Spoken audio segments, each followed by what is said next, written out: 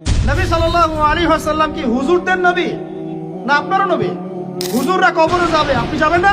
উত্তর দেন। হুজুরদের নবী মুহাম্মদ সাল্লাল্লাহু আলাইহি ওয়াসাল্লাম আমাদের নবী নন?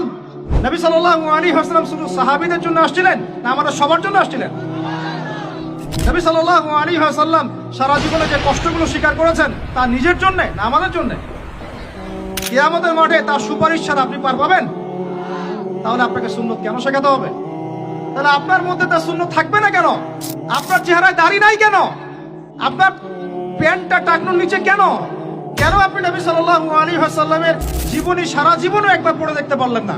নবী সাল্লাল্লাহু আলাইহি ওয়াসাল্লাম 23 বছর আপনার আমার জন্য কষ্ট করেছেন, মানুষের মার খেয়েছেন, গাল খেয়েছেন, তাকে 15 বার হত্যা করার চেষ্টা করা হয়েছে, তাকে দেশ থেকে বের করে দেওয়া হয়েছে, গলায় দড়ি পেঁচিয়ে টান দেওয়া হয়েছে, পিঠের মধ্যে উঠে নাড়ি ভুড়ি চাপানো হয়েছে, দাঁত ঘুষি করে দাঁত ফেলে দেওয়া হয়েছে, মাথা ফাটিয়ে দেওয়া হয়েছে, পা ভেঙে দেওয়া হয়েছে।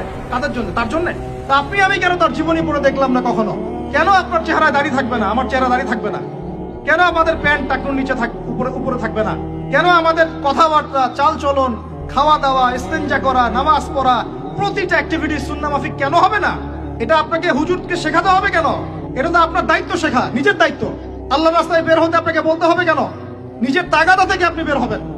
নবী সাল্লাল্লাহু আলাইহি ওয়াসাল্লাম কি হুজুরদের নবী না আপনারও নবী? হুজুররা কবরে যাবে, আপনি যাবেন না? উত্তর দেন। হুজুরদের নবী মুহাম্মদ সাল্লাল্লাহু আলাইহি ওয়াসাল্লাম আমাদের নবী নন? নবী সাল্লাল্লাহু আলাইহি ওয়াসাল্লাম শুধু সাহাবীদের জন্য আসছিলেন না আমাদের সবার জন্য আসছিলেন? নবী সাল্লাল্লাহু আলাইহি ওয়াসাল্লাম সারা জীবনে যে কষ্টগুলো স্বীকার করেছেন তা নিজের জন্য না আমাদের জন্য? কিয়ামতের মাঠে তার সুপারিশ ছাড়া আপনি পার পাবেন? তাহলে আপনাকে সুন্নত কেন শেখাতে হবে? তাহলে আপনার মধ্যে তার সুন্নত থাকবে না কেন? আপনার চেহারায় দাড়ি নাই কেন? আপনার প্যান্টটা টাকনোর নিচে কেন? কেন আপনি নবী সাল্লাল্লাহু আলাইহি ওয়াসাল্লামের জীবনী সারা জীবনও একবার পড়ে দেখতে পারলেন না? নবী সাল্লাল্লাহু আলাইহি ওয়াসাল্লাম 23 বছর আপনার আমার জন্য কষ্ট করেছেন, মানুষের মার খেয়েছেন, গাল খেয়েছেন, তাকে 15 বার হত্যা করার চেষ্টা করা হয়েছে, তাকে দেশ থেকে বের করে দেওয়া হয়েছে, গলায় দড়ি পেঁচিয়ে টান দেওয়া হয়েছে, পিঠের মধ্যে উঠে নাড়ি ভুড়ি চাপানো হয়েছে, দাঁত ঘুষি করে দাঁত ফেলে দেওয়া হয়েছে, মাথা ফাটিয়ে দেওয়া হয়েছে, পা ভেঙে দেওয়া হয়েছে। তাদের জন্য, তার জন্য তা আপনি আমি কেন তার জীবনী পড়ে দেখলাম না কখনো?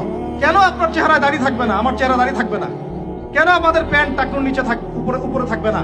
কেন আমাদের কথাবার্তা, চাল চলন, খাওয়া দাওয়া, ইস্তেঞ্জা করা, নামাজ পড়া, প্রতিটা অ্যাক্টিভিটি সুন্নাহ মাফিক কেন হবে না? এটা আপনাকে হুজুরকে শেখাতে হবে কেন? এটা তো আপনার দায়িত্ব শেখা, নিজের দায়িত্ব। আল্লাহর রাস্তায় বের হতে আপনাকে বলতে হবে কেন? নিজের তাগাদা থেকে আপনি বের হবেন।